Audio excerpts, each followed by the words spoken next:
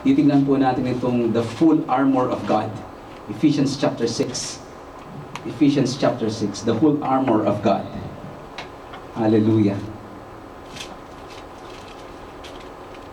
Hallelujah. We are going to read verses 10 to 20. Ephesians chapter 6, verses 10 to 20. The Bible says, "Finally, be strong in the Lord and in the strength of His might. Put on the whole armor of God, that you may be able to stand against the schemes of the devil. For we do not wrestle against flesh and blood, but against the rulers, against the authorities, against the cosmic powers over this present darkness, against the spiritual forces of evil in the heavenly places. Therefore, take up the whole armor of God, that you may be able to withstand in the evil day, and having done all, to stand firm. Stand therefore, having fastened on the belts of truth, and having put on the breastplates of righteousness, and as shoes for your feet, having put on the readiness given by the gospel of peace. In all circumstances, take up the shield of faith, with which you can extinguish all the flaming darts of the evil one, and take the helmet of salvation and the sword of the Spirit, which is the word of God, praying at all times in the Spirit with all prayer and supplication. To that end, keep alert with all perseverance, making supplication for all the saints, and also for me, that words may be given to me in opening my mouth, Yes, Lord. boldly to proclaim the mystery of the gospel, for which I am an ambassador in chains, that I may declare it boldly as I ought to speak. Hallelujah. The whole armor of God. Hindi po natin matatapos itong buong paragraph na binasa po natin. I'm just going to preach on the introduction this afternoon, which is from verses 10 up to verse 14. That's our introduction. A spiritual battle of the Christian believer. The spiritual battle of the Christian believer. Hallelujah. There are three things that I'd like to share with you this afternoon concerning that topic, the spiritual battle of the Christian believer. One, the reality of the battle, the spiritual battle, the reality of it. Two, our response, the Christian response. And three, the realm of faith, the realm of strength. Okay, one, the reality of Christian battle, spiritual battle. Two, our response, the Christian response. And three, the realm of strength. So, dito makikita po natin, mga kapatid, ang sabi po ng salita ng Diyos, there is such a thing as the spiritual world. Meron talagang mundo ng mga spiritual na mga nilalang. And here, to be very direct, ang sabi ni Apostle Paul, ang ating pakikipagbaka o ang ating pakikipagdigmaan ay hindi sa dugo at laman. Ibig sabihin, hindi talaga tao ang ating kalaban. Ang ating pakikipagbaka o ang ating pakikipagdigmaan ay doon sa kaharian ng dyablo. Ang sabi doon, but against the rulers, against the authorities, against the cosmic powers of this present darkness, against the spiritual forces of evil in the heavenly places. This means that the kingdom of Satan is an organized kingdom. Ito ay mayroong hierarchy na tinatawag. This is a very organized kingdom, yung kanyang kingdom, the kingdom of darkness. Ang sabi ng salita ng Diyos in Ephesians chapter 2, He is the prince of the power of the air. In 2 Corinthians chapter 4 verse 4, He is the God of this world. So siya yung pinakaulo.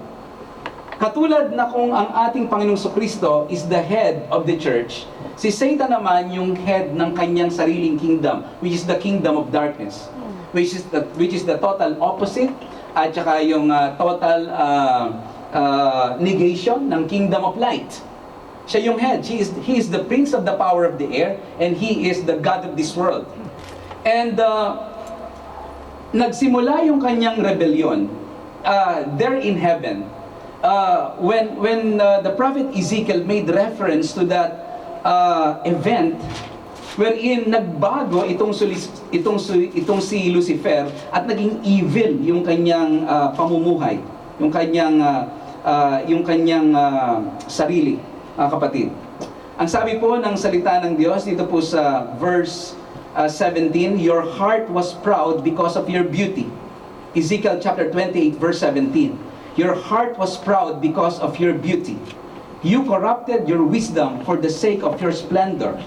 I casted you to the ground. I exposed you before kings to feast their eyes on you. Ito ay isang reference dito kay Lucifer na siya ay naging masama. Ang kanyang puso ay yumabang dahil sa kanyang kagandahan. At ang kanyang karunungan ay pinasama. Ang sabi ng ating Panginoon concerning Him, for the sake of your splendor, yung para doon sa kanyang ikaniningning, yung para sa kanyang sariling kaluwalhatian. Naging proud ang puso ni Lucifer. He was a guardian cherub according to verse 14 of Ezekiel chapter 28. You were an anointed guardian cherub. I placed you. You were on the holy mountain of God. In the midst of the stones of fire you walked. You were blameless in your ways from the day you were created, till unrighteousness was found in you. Nilikha ng ating Panginoon si Lucifer na napakaganda at siya ay mabuti. Subalit ang sabi ng salita ng Diyos, pinasama niya ang kanyang sarili. Hindi galing sa labas ang kanyang kasamaan, hindi galing sa Diyos ang kanyang kasamaan. Ang sabi ng salita ng Diyos, till unrighteousness was found in you. Hanggang ang kalikuan ay matagpuan sa iyong loob, sa iyong kalooban. Kaya makikita natin, si Satanas mismo willingly, si Lucifer willingly, siya ay nagrebelde sa ating Panginoon because of His beauty, because of His wisdom, because of His splendor. If you will go to the book of Isaiah chapter 14, makikita natin, ang sabi ni Lucifer sa kanyang puso. Ito ang kanyang sinabi, Isaiah chapter 14, verse 12. The Bible says, how you are fallen from heaven. How you are fallen from heaven, O day star, son of dawn. How you are cut down to the ground. You who laid the nations low. You said in your heart. Sabi ni Lucifer sa kanyang puso, I will ascend to the heaven, above the stars of God. I will set my throne on high. I will sit on the mount of assembly in the far reaches of the north. I will ascend above the heights of the clouds. I will make myself like the Most High. Ang sabi po ng salita ng Diyos concerning Lucifer. So, ang kanyang pinairal sa kanyang sarili ay walang iba kundi ang kanyang self-life, which is totally opposed and separate from the life of God. Mga kapatid. And being such kind of creature, he transformed himself into Satan. Naging si Satanas, si Lucifer. Hindi po lumikha ng Satanas ang Diyos. Si Lucifer mismo, because of the pride in his heart, because of his decision to exist apart from the governorship of God, apart from the life of God, siya ay naging masama. Siya ay naging si Lucifer. Mga kapatid.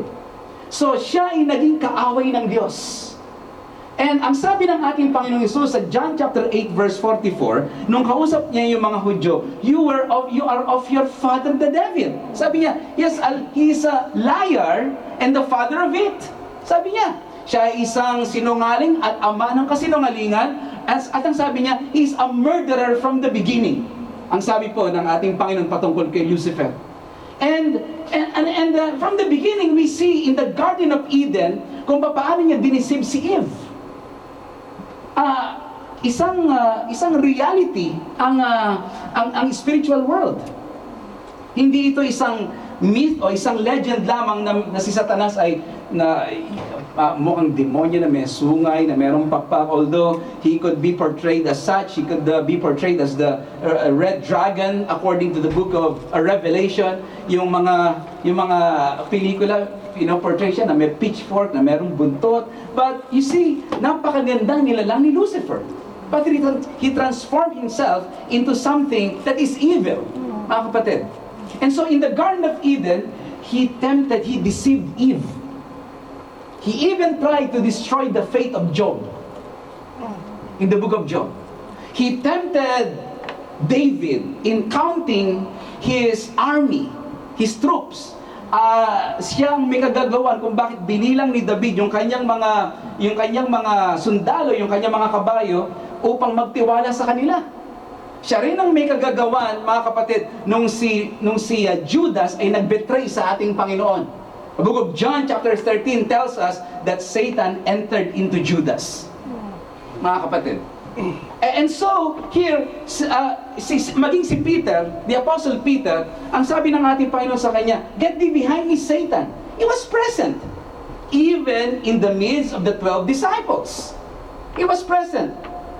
All that you have in your mind is not the things of God, but the things of men. Ang sabi ng ating Panginoon. So makikita natin, He is working. The Apostle Peter wrote in 1 Peter chapter 5, ang sabi niya, "Be sober, be vigilant, for your adversary, the devil, is like a roaring lion seeking whom he may devour." Natuto na siya sa kanyang lesson. Jesus Christ in the Garden of Gethsemane said, "Pray, watch and pray that you may not enter into temptation." Ang impyerno ay inihanda talaga para kay Satanas at sa mga kasama niyang mga anghel. Mga kapatid, I don't know kung gaano karaming angels ang kasama ni Satanas na nag-deceive, but in the book of Revelation, there is a hint there na yung Diablo ay kanyang kinuha yung third of the stars. Yung ibang theologian na sabi nila, 1/3 daw ng angels yung nakuha ni Satanas nung siya ay nagrebelde. Mga kapatid. So that's the explanation of Ephesians chapter 6, yung hierarchy against rulers and powers and spiritual wickedness in high places. Merong hierarchy yung kingdom ni Satan. And you know what? You are the target. The body of Christ is the target. Why? Because of Jesus. Not because of who you are, who we are, or what we possess, but because of Jesus Christ. And He wants to destroy our faith. That is the reality of the battle, mga kapatid. So whenever you are facing a situation, whenever you are experiencing trials of many sorts, and you know that the enemy's hand is upon you, my brothers and sisters, his aim is to destroy your faith. His aim, mga kapatid, is to divert your attention from your pure communion with Christ at mapunta yan sa iba. Yan ang nais ni Satanas. Kaya gumagamit siya ng iba't ibang instrumento. Dadating din tayo doon. Okay? Huwag niyong tingnan yung katabi niyo. Dadating tayo doon. Gumagamit siya ng maraming instrumento. Alright. Dadating tayo doon. But the battle is real. Ang sabi natin, but Pastor, the enemy is already defeated. Jesus Christ had conquered the enemy on the cross of Calvary. When He died on the cross and when He rose from the grave, of course, the enemy's power had been vanquished. Hallelujah! Satan has been defeated. We believe in that. Yes, but still, he is still alive today. The enemy is still alive today. Although he is defeated, he is still dangerous. Dangerous in what? Dangerous in damaging our communion with Christ. But we believe Christ is faithful. Amen. That God is faithful. Amen. Yes, the enemy is dangerous, but God is faithful. The God who had called us is faithful. Kaya natin dinidiscuss ito so that we will not be caught unaware of His schemes, of His plans. Kasi ang sabi ng Ephesians chapter 4 verse 27, do not give opportunity to the devil. Do not give the devil a foothold. Ano? Huwag nating hayaan na ang tawag nila doon? Beachhead ba yun? Ano? Na yung enemy makalanding doon sa beach, makapaglagay ng kuta doon sa beach. Okay? Na kung saan nandun yung pinaka-entrance. Di ba sa labanan, sa gera?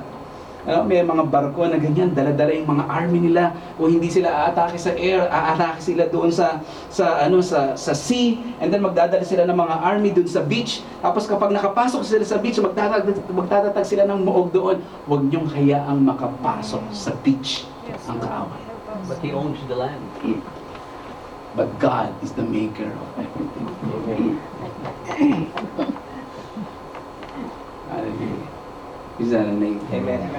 Hallelujah. The earth is the Lord's, and the Amen. fullness thereof. Amen. Hallelujah. And so, this is what we should be concerned about. Ang sabi ng Bible, ang sabi ng Panginoong Jesus, watch and pray. Ang sabi ni Peter, be sober, be vigilant. Nakuha niya yun sa ating Panginoong Jesus. Si Apostle Paul, ang pinaka-purpose ng spiritual battle is this, that you may be able to stand firm on the day of evil. On the day of evil. Kailan yung on the day of evil, Pastor? There's a particular day of evil that the enemy is appointing for each one of you. There is a day of evil. A very particular day. Yung araw na aatakihin ka niya. Yung sinasabi ni David sa Psalm chapter 18, na sabi niya, yung when the hand of the enemy is upon me, when the army comes against me, when the enemy comes against me like a flood. May mga araw na okay lang, di ba? Pero may mga araw na talagang, wow naman, talagang parang patong-patong. Di ba talagang ikaw ay inaatake ng kaaway? Sabay-sabay. Sabay-sabay sila. Wow.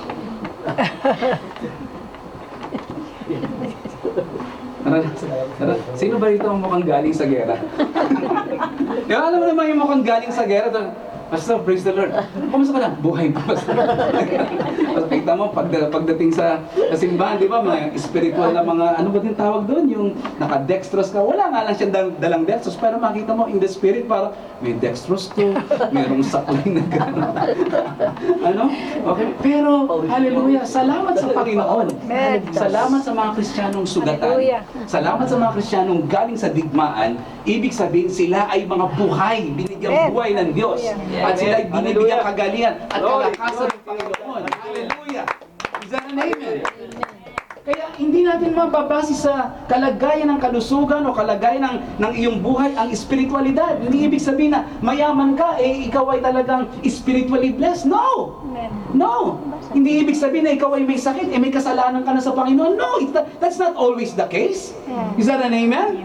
Hallelujah! I am blessed with Christians who are carrying a sickness in their body, and yet they are praising the Lord, serving God. Hallelujah! Is that an amen?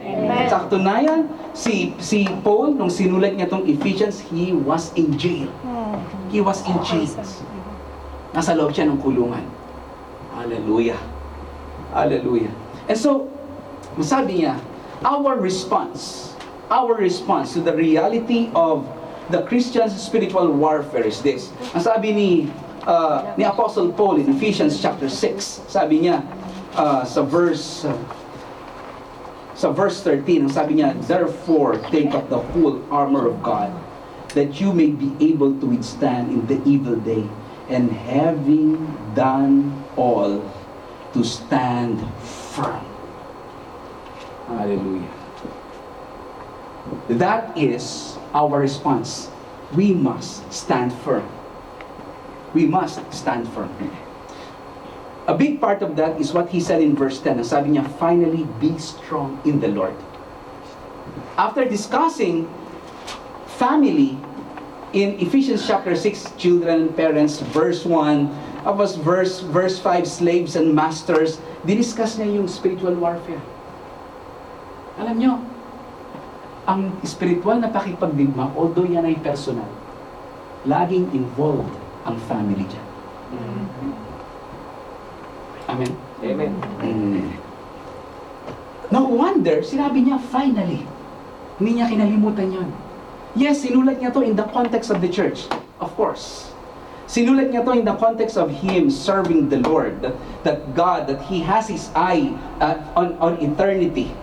Sabi niya, Ephesians chapter 1, ito yung plano ng Diyos, His grace is abounding. And yet, nung siya ay papunta na dun sa last chapters, sa bandang huli ng kanyang liham, papunta na rin siya doon sa practical na pamumuhay ng bawat Kristiyano. Hindi lang sa personal na pakipagrelasyon sa Diyos, kundi ang pamilya ay kanyang binanggit dito sa Ephesians chapter 6. At isa sa mga pinupuntirya ng kaaway ay hindi lang yung personal na buhay mo. Ang nais niyang wasakin ay walang iba kundi ang pamilya. Because when the family is destroyed and he becomes successful in destroying each and every family, the nation collapses. The nation will collapse. Because the family is the simplest unit of society. Is that an amen? Amen. United So, we stand. And so, ang sabi ng salita ng Diyos, we must be strong. That is our response. Be strong. Sabi mo sa katabi mo, be strong. Be strong. Be strong. Be strong. Be strong. Be strong. That is our response. That is our responsibility. Be strong. Maging malakas tayo. Hindi discourage ng salita ng Diyos na tayo ay mag-worry. Yes, spiritual battle is true. Yes, there is this hierarchy in the kingdom of the wicked one. Yes, the enemy has been defeated and yet still powerful. Yes, we admit to that. He's still dangerous, but our response and our responsibility is to be strong. We must remember that. Be strong. Ang sabi ni Nehemiah dun sa mga workers dun sa loob ng walls, sabi niya, fight for your love, fight for your family, fight for your mother, fight for your brother, fight for your children, fight. But in that context, the Lord will fight for you. So be strong. Hindi yung let us worry or let us escape the situation, let us run from the reality. No, we must face the situation and fight. The Bible says, fight the good fight of faith. Be strong. That is our response. That is our responsibility. Walang tatakbo. Is that an amen? Amen. Sabi mo sa katabi mo, walang tatakbo. Okay, pastor, di ako tatakbo. Maglalakad na ako. Walang tatalikod. Sabi ni Apostle Paul, naging hayag ang kalwalatian ni Lord sa kanya. Sabi niya, I fought the good fight. I finished the race. I have kept the faith. Hallelujah. That is our Christian response. Be strong. But we have to put that in the proper context. And I would like you to remember, especially this part of the message, because the most important part is this. We must understand the real of strength. The battle is real. Yes, we know our response and our responsibility. But we have to understand the realm of strength. Yung larangan ng kalakasan. Saan ba nagmumula ang aking pagiging malakas? Yes, ang sabi ng salita ng Diyos, magpakalakas kayo. Maging malakas kayo. Ngunit ang tanong, papaano? Papaano ako magiging malakas? Saan ko kukunin yung kalakasan? Papaano ko matataglay ang kalakasan ng Diyos na kapag dumating yung evil day na yun, nakatayo pa rin ako na parang soldier na hindi iniiwan ang kanyang post. Nananatili pa rin pumitid ang aking puso sa Panginoon, na hindi ako magtatampo sa Kanya, hindi sasama ang loob ko sa Diyos, hindi ko babalikan ng Diyos at susumbatan ko siya. Nasasabihin ko, Panginoon, ganito pa naman ang ginawa ko para sa iyo. Bakit mo ko pinabayaan ng ganito? Ayaw kong dumating yung araw na yun sa atin. Amen. How am I going to be strong? And the Apostle Paul mentioned that very directly and specifically here in verse 10. Ang sabi niya, finally, be strong. Where? In the Lord and in the strength of His might. Hallelujah. He said, be strong in the Lord. Those three words are very, important. They are super important in the Lord. Let me tell you something. There will be no strength apart from the Lord. Amen. True. He did not say, be strong for the Lord. In. He said, be strong in the Lord. Amen. Amen. And what does that mean? Anong ibig sabihin ng in the Lord? Mga kapatid, na tayo ay dapat manatili sa larangan ng Panginoon. Bago natin pag-usapan yung larangan, ay larangan yung binabanggit ni Pastor Don. Larangan. Alam ko, harangan. Ano ba yung larangan na yun? Ano ba yung in? Ano ba yung... Pero, tingnan muna natin ano bang ibig sabihin ng Lord bago natin matanto, maintindihan ang ibig sabihin ng larangan. Ano ba yung ibig sabihin ng Lord? Kaya nga binanggit yung in the Lord eh. Hindi niya lang sinabing, be strong in God. No, very specific. Be strong in the Lord. Anong ibig sabihin nun? Ibig sabihin, kapatid, kinakailangang mabuhay tayo sa Panginoon. Sa pagiging Panginoon ng Diyos. Sa pagiging Panginoon ni Kristo. It's not only a title. Na curious, Lord, it's not only a title used for the Lord Jesus Christ. That is for our benefit. Kung bakit ginamit yung salitang Lord, para maintindihan natin kung paano tayo kung paano natin tatratuhin ang Panginoon. Kung paano tayo makikipag-relate sa Kanya. And in relating to Him as Lord, we will have His strength. Na kung hindi natin siya tatratuhin na bilang Panginoon, we will be weak. Wala tayong kalakasan. Anong ang ibig sabihin ng Lordship ni Jesus sa aking buhay? Dahil nandito ang susi ng kalakasan. Kapatid, ang ibig sabihin ng Lordship, mga kapatid,